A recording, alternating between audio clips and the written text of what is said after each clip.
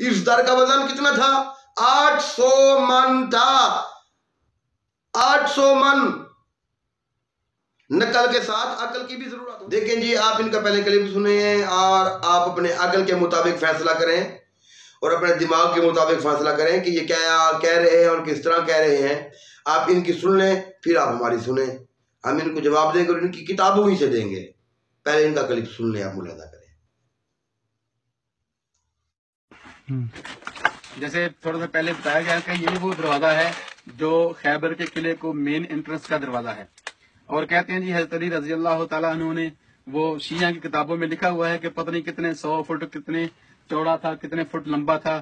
ابھی بھائی وہ ماپ رہے ہیں، تقریباً 7 گٹھیں چوڑا ہے اور تقریباً 15 گٹھیں شاید لمبا ہوگا، یعنی تقریباً سمجھ لیں کہ 5 فٹ 6 فٹ لمبا ہے اور تقریباً 4 فٹ شاید چوڑا ہوگا، میٹر نہیں۔ دروازہ موجود ہے، مطلب دروازہ تو خیر بعد نہیں بنایا گیا، جگہ وہی ہے، اور جگہ سے پتہ چل جاتا ہے وہ کتنا چوڑا اور کتنا لمبا ہوگا۔ کہتے ہیں جی جس طرح شیخ بیان کر رہے تھے کہ ایک شیعہ نے اپنی تقریر میں کہا کہ حضرت علی رضی اللہ تعالیٰ نے اپنی اس انگلی پر ایسے رکھا اور ایسے دروازے کو فضا میں پھینک دیا کہ ابھی تک دروازہ واپس ہی نہیں آیا۔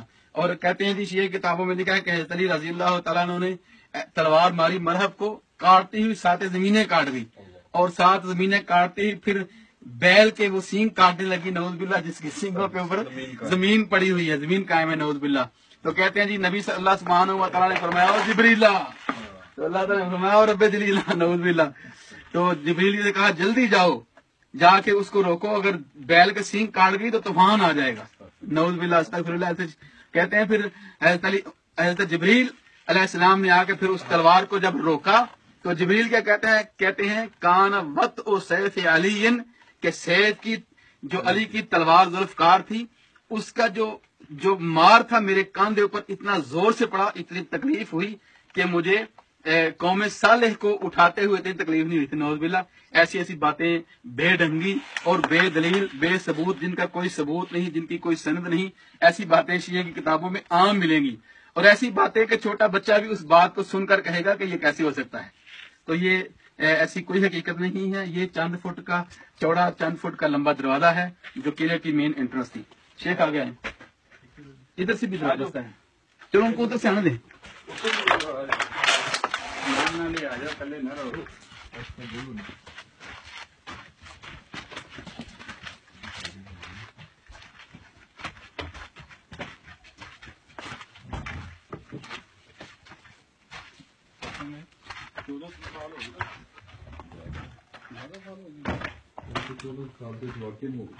جی یہ محسوس ہو رہا ہے کہ ان کا قومی اسمبلی ہوگی، ان کا میٹنگ پلیس ہوگا، کیونکہ اتنا بڑا اس پورے قلعے میں میں نے کوئی بڑا کمرہ نہیں دیکھا۔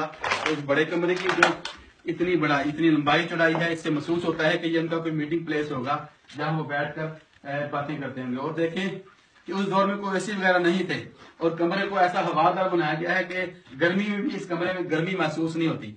اور پھر شیخ پیچھے دیکھ کر پیچھے دیکھے، اور اس کمرے کی یہ دیکھیں، یہ اوپر بھی کھڑکیاں روشن دان اور نیچے کھڑکیاں، یہ کھڑکیاں بنانے کا مقصد بھی یہی محسوس ہو رہا ہے کہ باہر کے علاقے کو کنٹرول کیا جا سکے، کہ یہاں سے بھی پورے علاقے کا، جس طرح ہم ایک باہر ہم نے دیکھی تھی پوسٹ، اور یہاں سے بھی لگتا ہے کہ کوئی 3 انداز کھڑے ہو کر باہر کے علاقے کو کنٹرول کرتے ہوں گے۔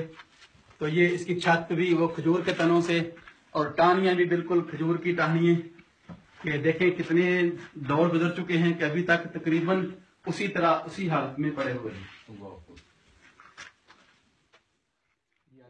جی آپ نے سنا، دیکھا آپ نے، یہ گئے ہوئے ہیں جی شیعہ اس طرح کہتے ہیں، شیعہ اس طرح کہتے ہیں، یہ کہتے ہیں، وہ کہتے ہیں۔ جی شیعہ نہیں کہتے، آپ کی اپنی کتابوں میں لکھا ہوا ہے۔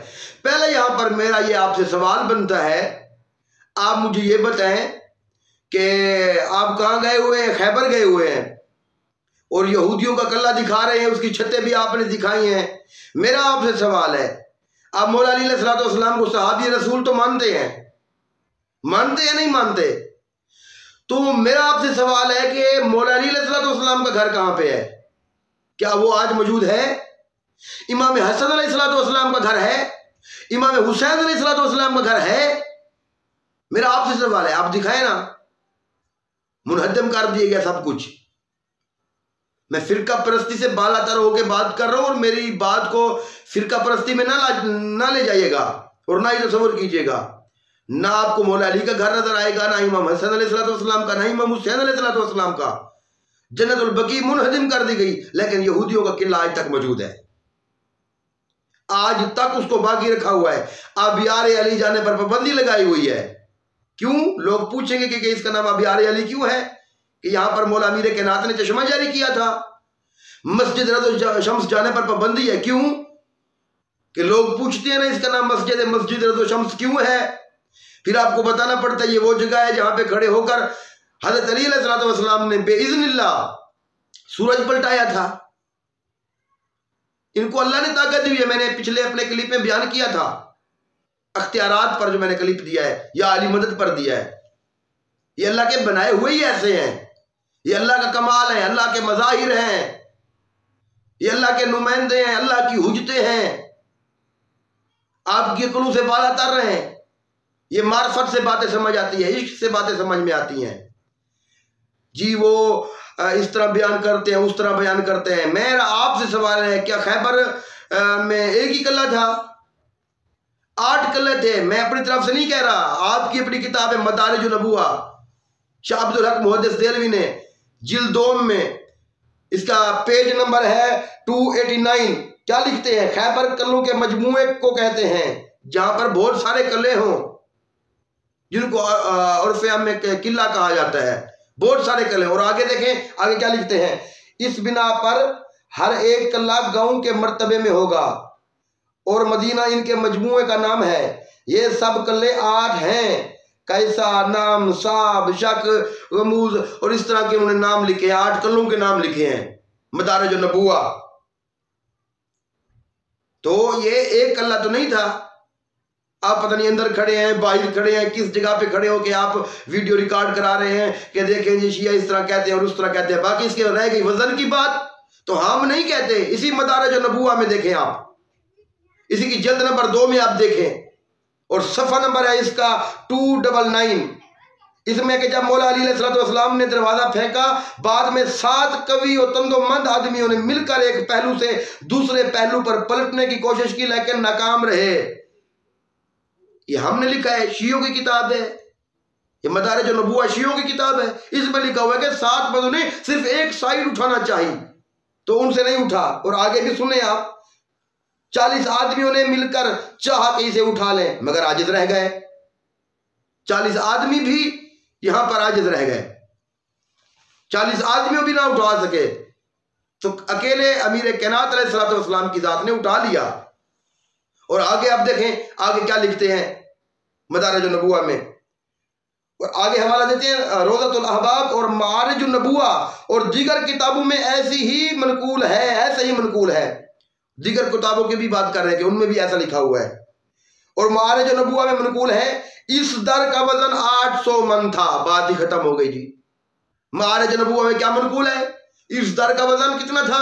800 मन था। 800 मन। नकल के साथ अकल की भी जरूरत होती है, अपनी अकल का आप इस्तेमाल करें। क्या ये वही दरवाजा है? क्या बाकी दरवाजे इस तरह के होते हैं? किसी कल्ले का दरवाजा आप मुझे ऐसा दिखा दें। दुनिया में और भी बहुत सारे कल्ले हैं, किसी कल्ले का दरवाजा इस साइज का होता है। उस वक्त के यहूदी सुपर पावर थे, जिस तरह के आज उनको सुपर पावर माना जाता है। सुपर पावर सिर्फ ज़ाते तौहीद है, और ये तो तौहीद के सिपाही है मौला अली अलैहिस्सलाम। आज के जो कल्ले हैं, मुसलमानों के जो कल्ले थे, उनको भी देखें, उनके कितने बड़े दरवाजे हैं। आज भी जहां पे आप जाएं, वहां पे कल्ले के दरवाजे इतने नहीं होते जितने ये हमें बता रहे हैं और दिखा रहे हैं। कितनी नाइंसाफी की बात है। आप रोहतास किला देखें, किला अदरावर देखें, खैरपुर मिरस वाला कल्ला देखें, या अरब के जितने भी कल्ले हैं। मैं इधर पाकिस्तान की अबर सगीर की बात नहीं करता, उनके भी आप कल्ले देख लें कि उनके दरवाजों का साइज इतना है। ये सिर्फ मौला अमीर कायनात अलैहिस्सलाम से मोहब्बत करते हैं आप, इसको मोहब्बत कहूं? आप साहिबान अकल पर डिपेंड करता है। आपने उनकी भी सुन ली, आपने हमारी भी सुन ली। किताबें आपकी, हवाले आपके, हमने सिर्फ पेश किए हैं। हमारा यही जुर्म है। اور انشاءاللہ ہم وکالت اہل بیت علیہ السلام آخری سانس تک کرتے رہیں گے.